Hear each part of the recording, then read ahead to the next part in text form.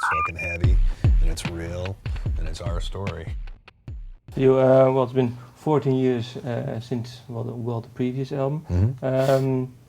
What was actually the first song that you wrote for this album actually turning into an Alice in Chains song? You still recall?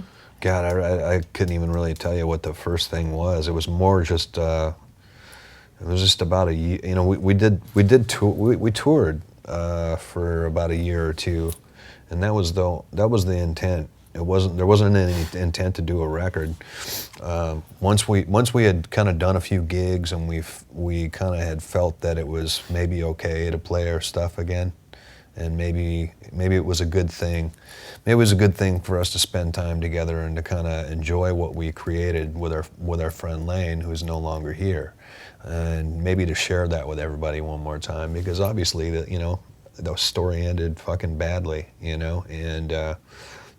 we lost our friend in the process. And so, I guess the intent was kind of maybe to kind of give it, maybe to kind of play that music and kind of, spend time with each other and go around and play the music to everybody who the music meant something to, I mean, we didn't fucking play, even before Layne died, we didn't play for a long time, but the music somehow kind of took on a life of its own and people kept it alive, you know what I mean? It's a symbiotic relationship. It's not just us making music. We can make music till the fucking cows come home, but if nobody fucking likes it or listens to it, we're not doing too much with it, So that was the intent, and in the process of doing that, like we explained before, it's like we're talented guys and we like to play music and we play really well together, you know what I mean? So it was just a process of about a year and a half of like the same thing, Yeah. Sean and I'd be in a room like this before a gig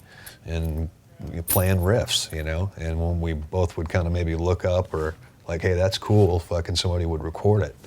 So after about a year and a half, we had a shitload of fucking like riffs and ideas, and so I can't really tell you what was the first. I can tell you that everything that is on that record is from bits and pieces of riffs that we kind of collected over like about a year and a half. Yeah. And the first thing I remember when we even thought about even talking about making a record or demoing anything is Jerry sent me the Black Gives Way to Blue demo. And I was like, if we even entertain the thought of doing this, we can't do it any different than we always did. We can't hold back and pull punches. We got to lay it out there just like we always did, because it's always been a very truthful band about what's going on, Yeah.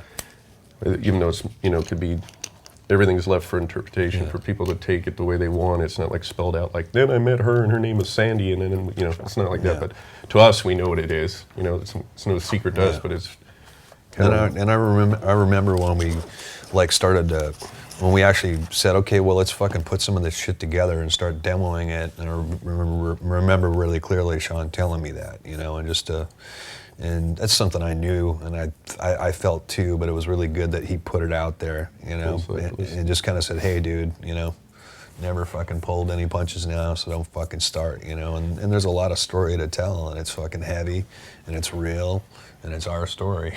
So I remember getting that, him sending that to me. Yeah. I remember hearing like just a guitar thing and him going on his couch down in his house, and I was like, all right. And, but you don't get the whole gist of it, and then he'd kind of worked on it and put other parts to it and had it sketched out and sent it to me, and I was like, well, that pretty much, if we can keep with that, you can't get any more honest and straightforward than that, so if we stay there, then it's, I'm down with let's see what we got. And we went in and rented a house that had a guest house in the back that had been turned into a studio just to demo, and also to hear what it would be like with Will, and just, you have no idea, and we went in there and really feel it out, and it ended up, we really digging what we were doing, just get in a room and jam and record it and work on some of these ideas, and we started digging that, and then we had to come up with like, do we really want to go through with putting a record out, But did you talk to Layne's, maybe his mom or something, because he has some sort of You don't. I mean, I don't know. she's Maybe not in the band. No, but They're like they're like our family. We're extremely close, but you know, it's, we don't need. Maybe you thought, well, maybe we should. I don't know if it's. Why? Could be. Well, look, I mean, like Sean said, they're family. You know, they're part of our family. It's not like they weren't like, you know, like aware of what we were doing. They were coming to our shows, and I mean, you know, fucking Jim's there, Jim was there, Phil was there, fucking Nancy was there. They were there. They were there anytime we rolled anywhere near fucking home. They're there. You know, they fucking love us and they support us too, and that's cool. But we didn't have to like kiss the ring or get fucking permission or something like that. Yeah, it's not like no, that's not what I mean. But yeah, I mean, it's not that sort of a thing. Yeah, you know. And what we just, you know, that's yeah, you don't need permission to do those things. To do. I mean, if we didn't feel right about it, and we didn't know what was right for us, and if we didn't know our friend Layne and know how we would all feel and how things are, then that's all that matters. You know, it wasn't any weird. The only conflicting thing was, do we want to do this? Do you want to go and talk about shit you didn't talk about for 14 years like we are right now? Do you want to deal with all? There's so much more to it. Playing music and being together and being friends. We were always great friends and always have been, and remain that way before. Through all that, we just didn't do it publicly because didn't want to deal with it, and Layne didn't want to deal with it, and we were always extremely tight. Yeah. It was, do you want to deal with all the rest that comes with it? You know, and we had luckily some success to where, you know, we didn't have to do it. You know, we didn't have to do this to survive, to deal with that.